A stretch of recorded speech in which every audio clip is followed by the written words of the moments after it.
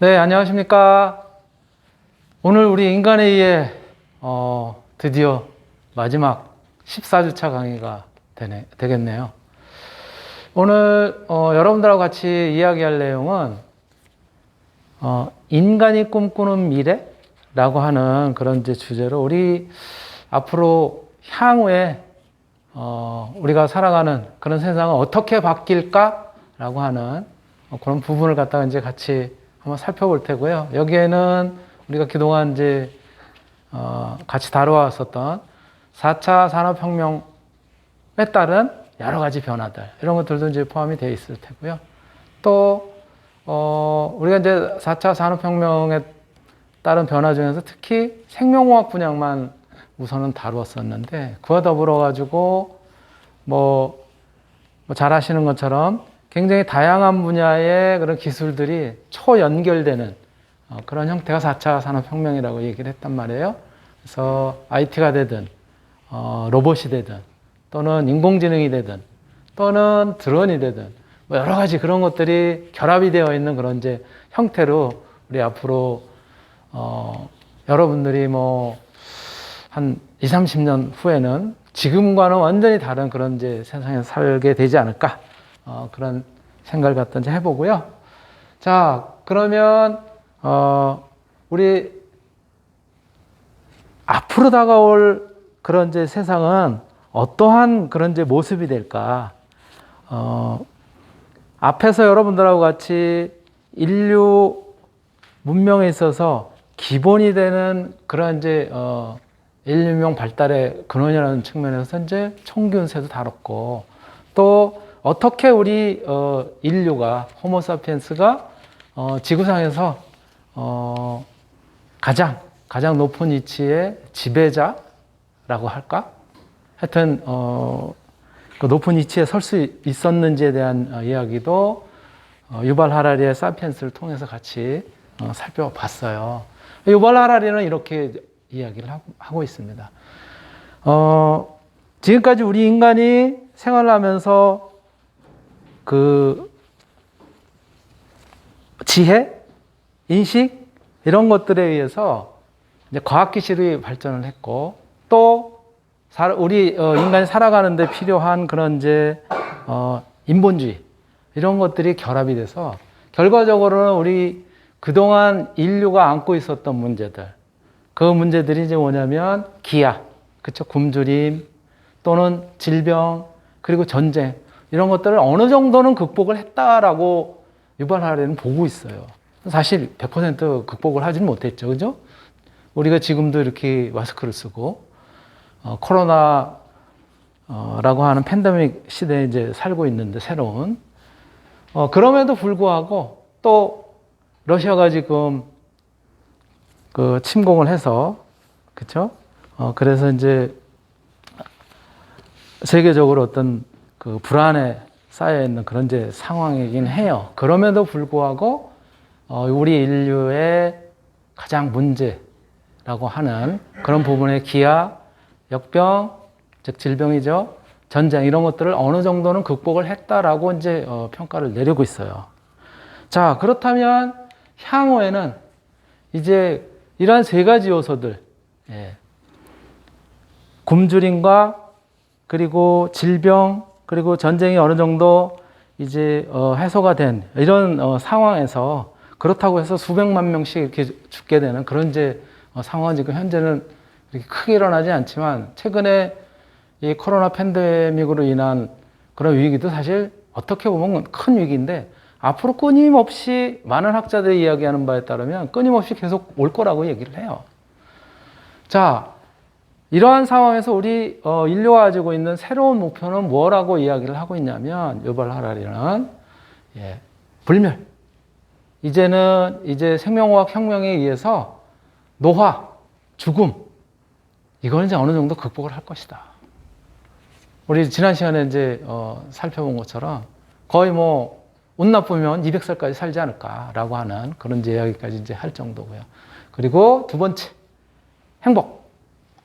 사람들을 더 행복하게 만드는 이러한 요소들도 굉장히 다양한 어떤 기술적인 부분과 더불어서 또 우리 인간들이 그런 이제 새로운 방식의 행복 이런 것들을 찾아가는 이제 그런 것들이 조금 더 행복한 그런 이제 시대를 만들어가지 않을까라고 이야기를 하고 있어요. 그리고 세 번째가 이제 신의 영역이라고 생각했었던 그런 부분마저 인간이 도전을 한다는 거예요. 그렇죠? 앞에서 잠깐 이야기했었던 것처럼 유전자 조작을 통해서 또는 유전자 가해를 통해서 원하는 그런 유형의 스스로를 갖다 만들어 가려고 하고 있단 말이에요. 바로 그래서 이것을 이제 뭐라고 표현하고 있냐면은 유발 하라리는 지금까지 우리는 어떤 지혜로운 그런 인간에서 즉 호모사피엔스에서 이제 앞으로는 호모 데우스로 변화하려고 그렇게 지금 행동을 하고 있다는 거예요. 호모 데우스 즉 인간은 인간인데 데우스 데우스는 이제 신이라는 의미인 것이죠. 바로 이 호모 데우스로 변모하려고 그러고 있대요. 그렇게 이제 표현을 하고 있고요. 바로 호모 데우스는 그래서 사람을 뜻하는 학명인 호모 그리고 신을 뜻하는 데우스의 합성으로서 호모 데우스는 그래서 이제는 이제 우리가 그동안은 신이라는 그런 이제 신에게 맡겨졌다고 하는 그런 영역을 갖다 이제 인간이 만들어가는 그런 시대가 앞으로 될 것이다 라고 이야기를 하고 있어요. 사실 그런 측면에서는 요즘 특히 젊은 층도 마찬가지지만 보면 종교 기존에는 신에 의지하는 그런 부분들이 많아서 대부분 이제 종교들을 갖다가 이렇게 하나씩 가지고 있고 그런 부분이 있었는데 요즘은 무교인 그런 이제 사람들이 굉장히 많아졌다라고 이야기를 하고 있어요. 무교가 많다고 하는 것은 그만큼 어떤 삶에 있어서 어떤 불안이라든가 이런 부분들이 많이 해소가 돼서 굳이 뭐에 의지할 이제 그런 생각을 갖다 가지지 않는다라고 일부 학자들은 이렇게 이제 이야기를 하고 있죠. 이러한 과정에서 우리 향후의 세계는 앞에서 다뤘었던 것처럼 이제 4차 산업혁명의 등장으로 인해 가지고 초연결 사회들, 물리학 기술뿐만이 아니라 디지털 기술, 그 다음에 생명과학 기술, 바이오테크놀로지라고 하는 이런 것들이 전부 융복합돼서 그래서 심지어는 어떤 생명체, 우리의 어떤 장기까지도 이제 앞으로는 이제 3D 프린팅에 의해서 그렇게 만들어지는 그런 이제 시기가 오지 않겠느냐라고 얘기를 하고 있고 앞에서 우리가 잠깐 다뤘었던 것처럼 바로 생명공학의 핵심인 줄기세포 그리고 유전자 가해라고 얘기하는 크리스퍼에 의해서 원하는 형태로 사람도 바꾸는 그러한 이제 모습을 가진 그런 이제 시대가 될 것이다라고 이야기를 하고 있는 것이죠. 자, 여러분들이 가끔 이제 새로운 어떤 제품들 이런 것들이 이제 TV에서 선전을 하고 그럴 때는 마치 공상과학과 같은 우리가 과거에 이제 이렇게 상상하던 그런 류의 제품들이 등장하는 걸 봤는데 그 바탕에 뭐가 있냐면 새로운 소재들의 개발들이 뒤따르면서 그런 소재들에 의해서 진짜 야 이런 것들이 가능하구나 하는 그런 문제 부분들도 있는데요. 바로 그 꿈의 소재라고 하는 것이 그래핀이라고 하는 것이 있어요. 탄소로 구성이 되어 있는 순산 탄소 원자로만 구성이 되어 있는 소재인데요.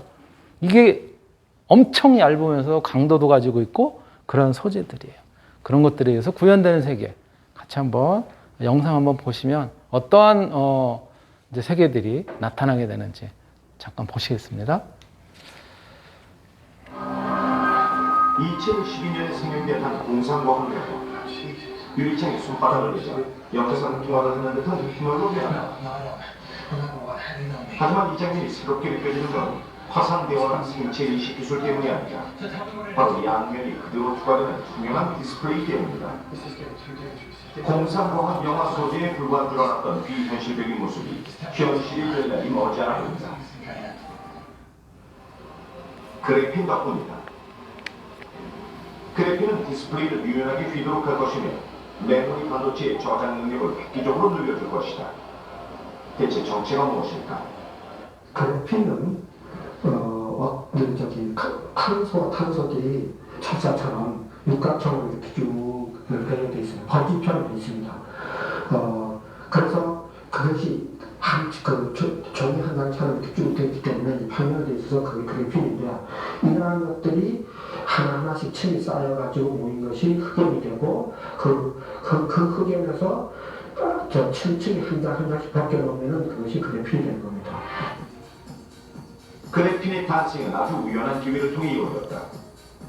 2004년 영국 맨체스터 대학의 안드레 가인 교수는 흑연을 구성하고 있는 탄소의 성질을 연구하던 중에 연필심에서 얇은 탄소층을 떼내면 어떨까 하는 생각이 자라게 된다. 연필심, 즉 흑연에 스카치 테이프를 붙였다 떼내기를 반복하던 안드레 가인은 한 개층으로 구성된 초반 및 탄소층을 얻어냈다. 그 상태에서 피크닉을 개선한 결과 마침내 한 층으로 된 탄소를 만났다. 이것이 바로 그래핀이었다. 대체 그래핀은 어떤 성질을 지녔길래 꿈의 신소재라고까지 불리는 걸까? 이 휘어지는 작은 물질에는 보기보다 놀라운 잠재력이 담겨있다. 먼저 우수한 전도성이다. 산원에서도 구리보다 100배나 빠른 전도성을 나타내 전기 손실을 최소화한다. 또한 기계적 강도는 철강의 200배인데도 신축성이 좋아 늘리거나 적는 것이 가능하다. 그런 와중에도 전도성은 잃지 않는다. 그 얇기는 300만 장을 겹쳐도 1mm에 불과하다. 이런 화학적, 물리적 특성을 기존 재료들과 융합하면 지구상에 존재하지 않는 새로운 물질을 만들어낼 수 있는 것이다. 예, 바로 이러한 이제 그래핀 소재를 갖다 활용하고 또 그것을 갖다 이제 제품화한 것들이 뭐 여러분들 중에도 가지고 있겠지만은, 예, 그 폴딩 폰이에요. 그런 것들이 수십 번 접어도, 수백 번 접어도 그래도 그 원래의 특성을 갖다 잃지 않는 그런 형태의 제품들이 이제 앞으로는 무수하게 이제 쏟아져 나올 거라는 거죠. 예. 그리고 바로 이러한 이제 소재 개발뿐만이 아니라 아까도 말씀드렸었던 것들은 생체 조직조차도 이제 3D 프린팅에 의해서 만들 수 있을 거라는 거예요. 우리 지난 시간에도 잠깐 살펴봤었지만은 그 신장에 문제가 있는 환자가 3D 프린팅에서 만들어진 그런 이제 인공신장의 그런 어떤 도움으로 생활을 갖다 이제 하고 있다라고 이제 그렇게 설명이 있었는데요. 바로 이런 인공신장조차도 3D 프린팅으로 앞으로 이제 할 수 있을 거라는 거예요. 예, 그것도 영상 같이 한번 보실게요. 이스라엘 연구팀이 혈관 조직까지 갖춘 인공신장을 3D 프린팅 기술로 활용해 제작하는 데 성공했습니다. 세계 최초입니다. 기존의 기술로는 심장 구조를 재현하는 수준까지만 가능했기 때문에 획기적인 진전으로 평가받고 있습니다. 박상현 기자입니다. 이스라엘 텔아비브대 연구팀이 공개한 인공심장 3D 프린팅 시연 장면입니다. 3시간 만에 완성된 붉은빛의 인공심장은 칠이 1개 정도의 아주 작은 크기입니다. 연구팀을 이끈 탈 드비르 교수는 혈관세포와 심실까지 갖춘 심장을 3D 프린팅으로 만든 건 세계 최초라고 밝혔습니다. So this is the first time that the whole heart with blood vessels and cells is printed. 지금까지의 3D 프린팅 기술로는 심장 구조를 재현하는 수준까지만 가능했습니다. 이번 성과는 특히 실제 환자의 조직세포에서 추출한 성분을 주 원료로 활용했다는 점이 주목할 부분인 것으로 알려졌습니다. For the first time, we printed materials and cells from the human cell and created such a complex geometry of the heart. 연구팀은 이번에 살아있는 세포를 기반으로 한 바이오잉크를 원료로 쓰는 바이오 프린팅 기술을 이용했습니다. 텔아비브대 연구팀은 장기이식 의학기술 발전에 중대한 이정표가 될 것이라고 평가했습니다. 그러나 AFP 통신은 인공심장이 실제 장기처럼 작동하도록 해야 하고 인체에 이식하는 문제도 남아있는 등 3D 프린팅 인공심장이 실제로 환자들에게 적용되기까지는 아직 갈 길이 멀다고 지적했습니다. YTN 박상남입니다. 네, 현재 이런 상태로 연구가 지속이 되면, 그리고 이미 이제 기초적인 단계는 이제 넘어선 거 아니에요, 그렇죠? 머지않은 시기에 이렇게 인공 심장을 예. 지난번 우리가 이제 강의 시간에 인공 신장을 갖다가 의 도움으로 이제 그 생활을 갖다 하는데 도움을 받고 있는 그런 이제 사례를 갖다 살펴봤었는데 이제는 인공 심장조차도 이제 가능한 그런 이제 시기가 나오지 않을까라고 이야기를 하고 있고요. 이건 조금 색다른 이야기인데 색다르다고 표현하기보다는 조금 이제 다른 측면의 이야기인데 우리 지난주에 있었던 지방선거에서 가장 마지막 부분에 이제 뜨거운 이슈가 됐었던 게 뭐죠? 소위 이야기하는 김포공항 이전과 관련된 부분이었었단 말이에요. 자, 김포공항 이전을 갖다가 이제 한다라고 하는 그런 이제 모 후보의 발표가 있으니까는 뭐 일부에서는 김포공항이 예를 들어서 뭐 제주도를 갖다가 오히려 낙후시킨다라든가 이전이 뭐 등등 여러 가지 이제 얘기가 있었는데 사실은 이제 그러한 배경에는 뭐냐면 김포공항이 빠져나가면 서울 같은 경우에서 어떤 지방 소도시로 가는데 굉장히 문제가 심각하지 않겠느냐. 특히 인천공항까지는 시간도 굉장히 많이 걸리는데, 그죠? 이제 근데 인천공항까지 가는데 예를 들어서 여러분들 30분 안 걸린다고 생각을 해보세요. 김포공항이 굳이 서울 도심에 있을 필요가 있을까? 그로 인한 피해도 굉장히 많은 그런 이제 요소가 있을 수 있지 않을까라고 생각할 수도 있는 거죠. 그런데 제가 김포공항 이전에 대해서 이야기를 하려고 하는 것이 아니라 바로 이러한 교통 부분에 있어서도 지난 시간에 제가 잠깐은 언급을 했었는데 이제 어마어마한 유형의 그런 이제 그 교통 수단들 이런 것들이 이제 도입이 될 거라는 거예요. 그래서 뭐 하이퍼 파이프라고 하는 그런 것들로는 어떤 그 파이프내를 갖다 진공으로 만들어 가지고 A라는 지점에서 B라고 하는 지점으로 움직이는데 어마어마한 속도로 이제 달려간다라든가 또 우리가 이제는 어느 정도 이제 현실화 되겠지라고 하는 부분이 뭐냐면 드론인데 드론 택시들이 이제 머지않은 시기에 나올 거라는 거예요. 그래서 서울에서 인천공항까지도 뭐 30분 이내 갈 수 있는 그런 이제 시기가 되지 않을까 이렇게 이제 보고 있어요. 바로 도심 하늘길을 갖다가 이제 드론 택시들이 날아다니는 그런 시기가 곧 도래할 것이다. 그 영상도 같이 한번 보실게요. 이스라엘 연구팀이 혈관 죄송합니다. 공상과학 영화에 나올 법한 하늘을 나는 택시가 5년 뒤에 현실화될 수도 있을 것 같습니다. 바로 드론 택시인데요. 오늘 2025년 드론 택시가 상용화된다면 자동차로 1시간 갈 거리는 20분 만에 이동할 수 있을 것으로 예상됩니다. 백종규 기자입니다. 세계 최대 가전 전시회 CES에서 공개된 도심 항공 모빌리티입니다. 소형 헬리콥터와 비슷하기도 하고 비행기와 드론을 합쳐놓은 듯한 모습입니다. 현대차와 우버가 손을 잡고 선보였는데 전기 동력 기반으로 조종사를 포함해 5명까지 탈 수 있어 드론 택시로도 활용 가능합니다. 정부는 이런 기술을 기반으로 5년 뒤인 오는 2025년에 하늘을 나는 드론 택시를 상용화하겠다는 목표를 발표했습니다. 도심 항공교통의 기술 개발, 사업화 등은 민간이 주도하되 정부가 신속하게 제도, 시험 기반, 인프라 등을 지원하는 것이 되겠습니다. 드론 택시가 상용화되면 도심에서 1시간 걸리는 거리를 20여 분 만에 이동 가능하고 운임은 인천공항에서 여의도까지 40km 기준으로 7만 원 정도가 될 전망입니다. 또 자율비행이 실현되면 2만 원 수준으로 운임이 저렴해집니다. 항공업계와 자동차업계 200여 곳이 앞다퉈 개인용 비행체 개발에 나선 가운데 2040년까지 도심항공교통 분야 산업 규모는 730조 원에 이를 것으로 보입니다. 정부는 남은 기간 동안 드론 택시 생산업계에 기체 안정화 과정을 지원하면서 동시에 통신과 기상 조건 등 국내 여건에 맞는 드론 택시 운항 관리 기준을 만들 계획입니다. 또 초기에는 조종사가 탑승하지만 상용화 10년 뒤에는 인공지능을 활용한 자율주행을 목표로 하고 있습니다. 먼저 화물 운송을 시작하고 안전 기준이 마련되면 여객 서비스를 시작하게 됩니다.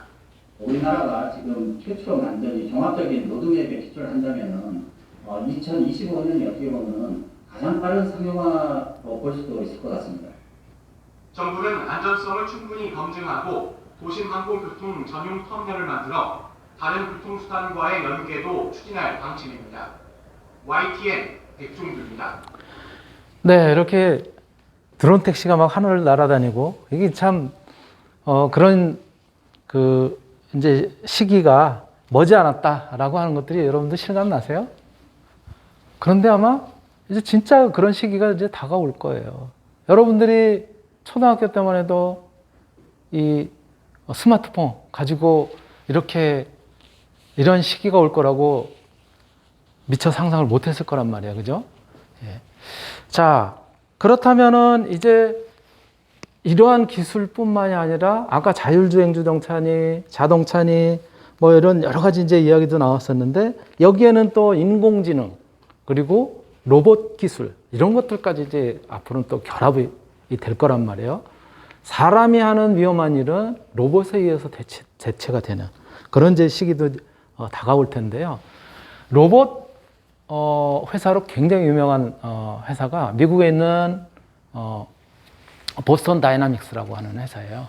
근데 보스턴 다이나믹스가 제가 그 영상을 갖다 이제 그 캡처하고 활용할 때만 해도 이게 미국의 보스턴 다이나믹스 회사인데 불과 얼마 전이에요. 작년에 우리나라 현대자동차가 보스턴 다이나믹스를 인수를 했어요. 이제는 미국 회사가 아니라 우리나라 회사예요.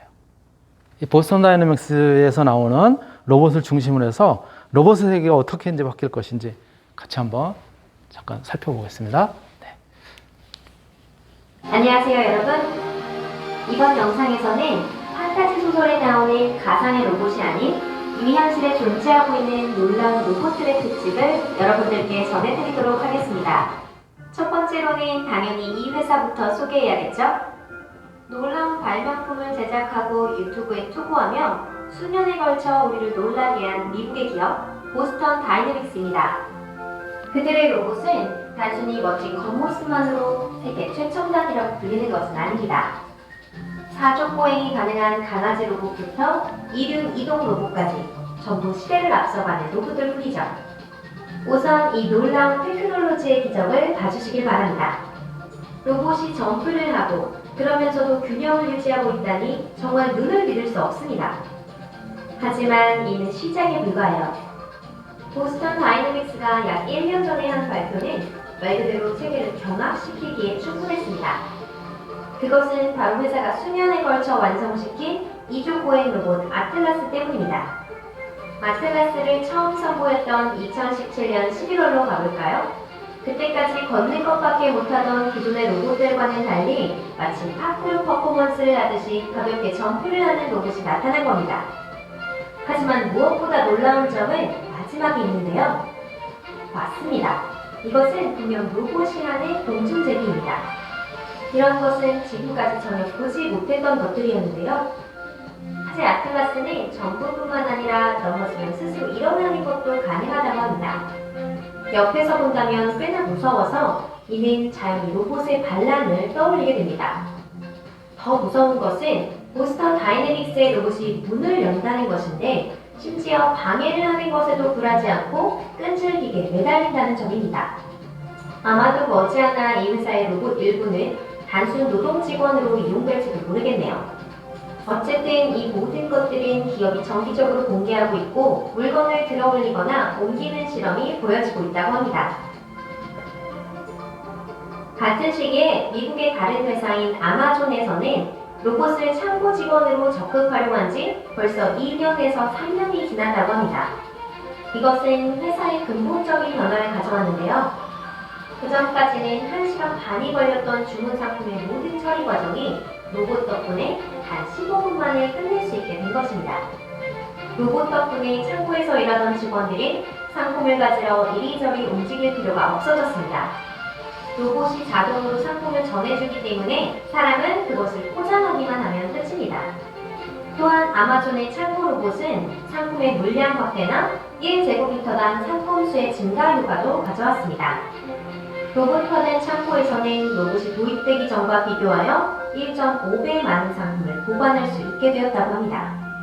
로봇에는 상품 선반 사이에 통로형 공간이 필요 없고 그 사이로 선반을 더 넣어 설치할 수 있기 때문입니다.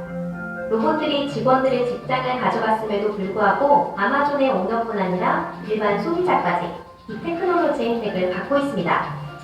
로봇화에 의해 상품이 소비자에게 가는 속도가 더 빨라졌기 때문이죠. 다음은 탁구 치는 로봇입니다. 만약 이 재미있는 스포츠를 함께할 친구가 없다고 해도 더 이상 걱정할 필요가 없습니다. 세계 각국에서 몇 개의 기업들이 계속해서 탁구 로봇을 생산해내고 있기 때문이죠. 학상 스포츠에서 로봇이 사용되는 것이 탁구뿐만은 아닙니다. 여러분은 에어하키 좋아하시나요? 이 게임에서 로봇에게 이기는 것은 탁구에서 이기는 것보다 훨씬 더 어렵습니다. 로봇은 단순히 퍽을 되돌리기만 하면 되기 때문에 반응 속도 역시 사람보다 훨씬 빠르기 때문이죠. 또한 당구용 로봇도 만들어졌는데 그 날카로운 시선은 볼의 궤도마저 정확하게 예측할 수 있다고 합니다. 다음으로 소개할 것은 한국에서 개발 중인 근산 유인 로봇입니다. 이것은 마치 우리 앞에 영화 퍼시픽님이 되살아난 것처럼 보이는데요. 로봇의 매니퓨레이터 동작은 조작자의 손의 움직임과 동기화되어 있는데 그 완성도가 무척 높아 장래를 주목받고 있습니다. 10년 정도 뒤에는 이 로봇이 완성되어 대량으로 생산되고 있을지도 모릅니다. 이 로봇은 다양한 응용 가능성을 가지고 있습니다. 인간이 탑승하여 조종할 수 있는 밀폐된 바디는 심층 조사나 우주 탐사에 혁명을 가져올지도 모르고요. 또한 일상생활에서 구조 작업 등에 사용될 수도 있고 해체 및 건설에도 쓰여질 수 있습니다. 또한 영화 산업에서도 큰 수요가 생길 수 있다고 하는데요. 다만 다시 한번 말씀드리는 부분이지만 로봇이 아직 더 개량되고 완벽하게 완성된 후에야 가능한 일일 겁니다. 자, 다음 멋진 발명품은요. 요리의 수고와 시간을 덜어주는 2개의 팔 로봇 셰프입니다. 이 로봇은 스마트폰으로 조작할 수 있고 다양한 명령을 실행할 수 있습니다. 또한 다양한 레시피를 로봇에 주입시키는 기능도 있어 향후 그 레시피에 따라서 요리까지 할 수 있도록 개발될 예정입니다. 구조는 2개의 로봇화된 매니퓨레이터가 부엌 조리대, 오븐, 통로, 싱크대 위에 매달린 모습입니다. 로봇은 인간의 손의 움직임을 정확하게 재현하고 그 솜씨도 프로 요리사 못지 않다고 합니다. 해산물 포타주 스프라면 로봇이 30분도 걸리지 않고 만들 수 있다고 하네요.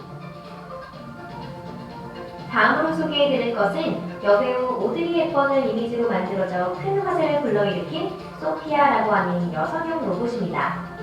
이 로봇은 인공지능을 갖추고 있어 시각정보 처리와 얼굴 식별 등의 기능을 가지고 있는데요.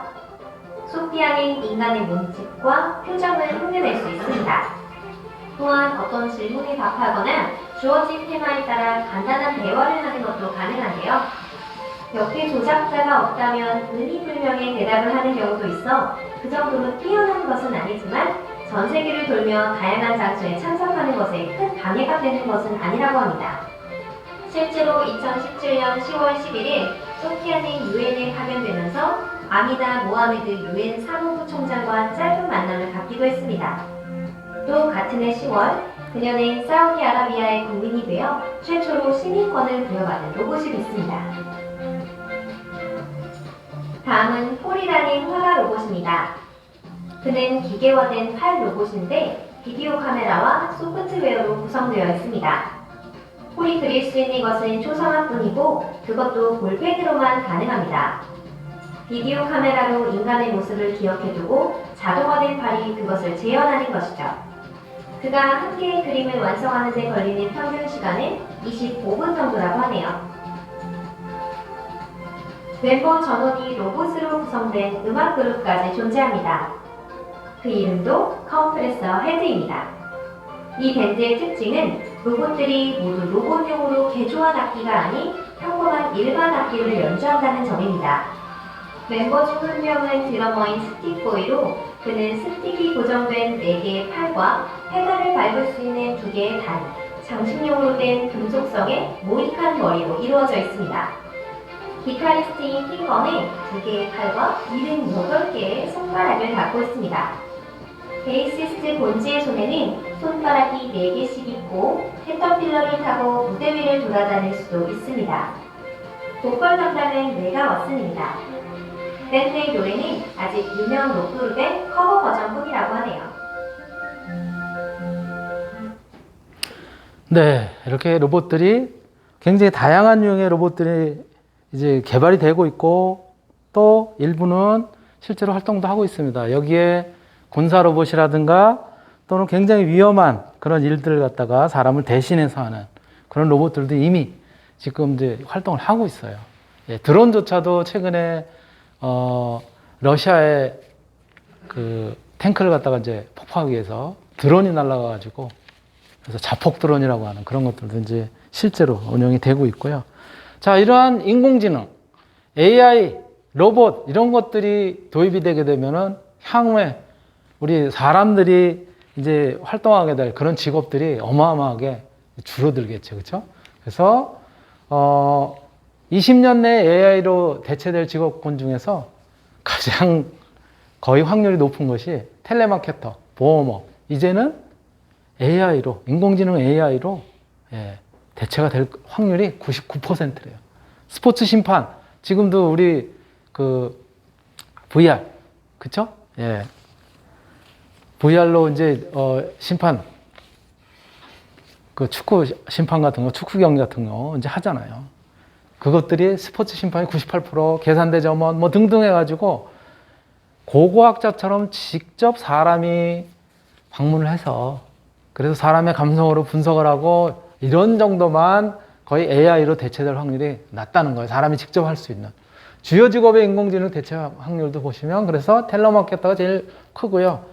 이렇게 사람이 직접 관여하게 되는 변호사, 성직자, 전문의의 경우만 향후에는 살아남지 않겠냐라고 이야기를 하고 있고 특히 4차 산업혁명 시대에 살아남을 직업군 중에서는 인간 능력에 극한에 도전하는 그런 요소들, 운동선수라든가 인간의 감정을 다루는 거. 이게 AI는 감정을 가지고 있지 못할 거 아니에요. 그렇죠? 그런 부분들, 정치인, 의사, 종교인, 엔터테이너들, 연예인이라든가 뭐 또 배우, 리크레이션, 종교인, 또 크리에이터로 아티스트, 또 뭐 작곡, 작사자 이런 사람들, 또 자연처럼 예측 불가한 변수형 직업에 도전하는 사람들, 등반이라든가 레포츠 이런 거 이외에는 거의 이제 상당 부분이 AI로 대체되지 않겠느냐라고 우려를 하고 있고요. 그럼에도 불구하고 이제 없어지는 AI로 대체되는 직업보다는 새로 생겨나는 직업이 더 많을 가능성도 있다라고 하는 그런 이제 예측들도 내놓고 있습니다. 그 영상도 같이 보실게요. 죄송합니다. 로봇 등으로 자동화가 진전되면서 전 세계 노동자의 30%, 약 8억 명의 일자리가 사라질 것으로 예측됐습니다. 하지만 경제 구조가 변화하면서 만들어지는 일자리가 없어지는 일자리보다 더 많을 것이라는 전망도 동시에 나왔습니다. 박성호 기자가 보도합니다. 맥킨지 글로벌 연구소가 인공지능 등에 의한 자동화로 나타나는 일자리 변화를 예측했습니다. 보고서는 2030년까지 사라지는 일자리가 적어도 3억 7천만 개에서 최대 8억 개에 이르러 세계 인구의 30%까지 실직을 당할 것으로 내다봤습니다. 특히 중국에서만 1억 명의 노동자가 로봇으로 대체될 것으로 분석돼 자동화의 영향은 선진국과 신흥국을 가리지 않고 나타날 전망입니다. 우리나라의 경우 다른 일자리를 찾아야 하는 근로자가 전체 인구에서 차지하는 비중이 25%에서 26% 사이로 예측돼 일본보다 약간 낮고 독일과 미국보다 조금 높습니다. 직격탄을 맞는 업종으로는 패스트푸드 조립, 기계장비 운영 등 단순 반복 작업입니다. 주택담보대출, 법률사무 보조 업무 등은 일자리가 사라질 위협을 받습니다. 경험이 필요한 일자리, 감정 노동을 하는 직업 등은 자동으로 대체되기 어려운 부문으로 꼽혔습니다. 이런 가운데 경제구조 변화와 소득 증가 등으로 새로 만들어지는 일자리는 없어지는 일자리보다 더 많아질 것으로 예측됐습니다. 특히 고령화 흐름과 맞물린 건강관리를 비롯해 교육, 회계, 경영 등의 수요가 늘어날 전망입니다. 이에 따라 앞으로 13년 동안 전 세계적으로 5억 5천만 개에서 8억 9천만 개까지 새로운 일자리가 만들어질 것으로 추산되었습니다. 보고서는 우리 모두 새롭게 일하는 방법을 배워야 한다면서 각국 정부도 적극적인 대응에 나서야 한다고 조언했습니다. YTN 박성호입니다. 네, 이렇게 일자리뿐만이 아니라 이제 굉장히 다양한 요소들이 인공지능이라든가 또 4차 산업혁명으로 이제 초래가 되는 그런 기술들이 이제 도입이 되면 앞에서도 잠깐 이야기를 했었던 것처럼 소위 이야기하는 IoT, 사물 인터넷이라고 하는 것이 우리 생활을 갖다가 지배하지 않을까라고 하는 이제 그런 생각을 가져보게 되는 거죠.